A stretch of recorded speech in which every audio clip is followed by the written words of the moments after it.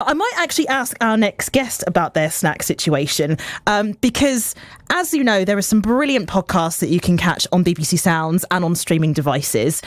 Essex itself as well has its own set of podcasts. And it's got a very thriving and successful business scene, big and small. But if you ever wondered who those tenacious business leaders are, this podcast helps you get an insight into it. It's called Made in Essex. Finds out a little bit more about the lives and the journey of our county's most promising business owners, like I said, big or small. It's hosted by Jill Willis, who joins us on the show now. Jill, welcome. How are you doing today? Hello, I'm doing really well, thank you, although feeling a little bit queasy after the Jaffa cake eating description. I have to say, I don't like Jaffa cake at all. So that really has tipped me over the edge. I will never be eating Jaffa cake. Oh, no. What a brilliant way to start a conversation, to make your guests feel unwell. Great start. Great start. Sorry about that. But thank you for joining. I guess turning the tables on you a bit, because you're the person who interviews people and finds out about them. But we're going to find out about you and your podcast. I'm guessing the fact that this is your area of expertise, Jill, that you were a business owner yourself. Yes.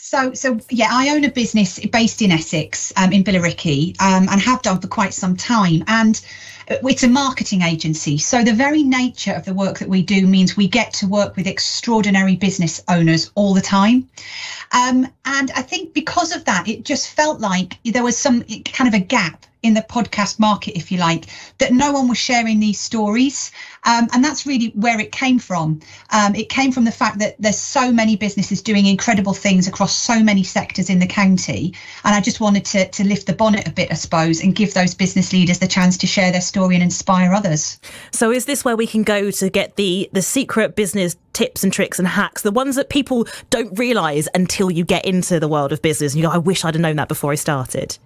Yeah, I mean, that is absolutely the aim. I try to get really personal with the founders and the CEOs that I talk to. And, we're asking questions around, the funding journey they've been on, or how they've created a culture within their business. Why being based in Essex has really been, I suppose, a differentiator for them. The access to London, the great support that they've got, across the board. And also, I suppose, we also dig in a little bit to how they demonstrate their success, whether they're a Queen's Award or a King's Award winner now, if they're part of the Essex Tech Top 50 or they're a B Corp, we really start to kind of dig in with them to look for the differentiators and what made them stand out. Well, that's a very good start. And I'm interested to hear more about this. This is the Made in Essex podcast hosted by Jill Willis, who's joining us on the show now. If this is something you might be interested, perhaps you're a budding business owner or have run your business yourself as well and would like to hear about these tips and tricks, this could definitely be the podcast for you. So if you have any questions for Jill, feel free to send them in 0800 111 4041. Just one of the brilliant podcasts and series that you can catch on BBC Sounds. And we're talking more about podcasts. And this particular podcast, Made in Essex, focuses on the businesses here in the county and finding out what it takes for those businesses to survive and those leaders to be successful in the area that they are trying to reach out to and branch out to within their sector. Made in Essex, hosted by Jill Willis, who is joining us today. And I think, Jill, you've just about recovered from the Jaffa cake incident. Just about. Sorry about that one. It's always good to make your guests feel unwell. What's the snack that you really struggle with saying no to? Well, trying to be healthier. I love the little Grays flapjacks. Ooh. But I'm not sure you're supposed to eat 3 or 4 in one go. So it's always the thing, isn't it? You choose something that's a bit healthier, but then you end up eating more than you should. So yeah. I don't really know whether you're doing yourself any favours. Making it unhealthy. But you know what? Sometimes you work hard, you need to treat yourself, you run a business and you host this podcast as well, where you talk to business owners in the county. Does it get a bit apprentice, like you're speaking to people trying to sell their business to you? Well, I don't know about the apprentice necessarily, but I suppose what I just find it fascinating because, you've always got something to learn and how different every single business owner's experience has been. Some have kind of come straight out of uni and started up. Others have been in corporate, for decades and then made this massive leap. from having resources all around them to running their own startup and trying to create their own culture. So I'm just completely fascinated by the different journeys everybody's been on, and how by how wide and varied the business environment is within Essex. You know, how many incredible sectors there are doing great things. What would you say has been one of the biggest surprises about these entrepreneurs when you've spoken to them, or a surprising story that's come through? Well, I think what a lot of people may find surprising is how purpose-driven most business leaders are now. You know, it's not just about profit, and actually, for so many of the people that I talk to now, purpose is actually first. You know, when I think about, you know, the wonderful interviews that I've done with some of the past Queen's Award winners, you know, that we've got tons in Essex. Actually, Essex does brilliantly, and B Corp businesses that have, you know, been certified B Corp and are incredibly sustainable.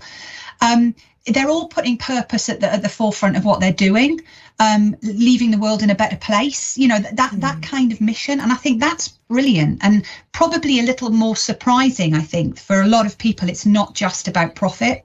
I know that your podcast is Made in Essex. It's specifically business owners within our county, but in your wider work, in your marketing business, when you work outside the county, would you say that's something that's kind of going on up and down the country?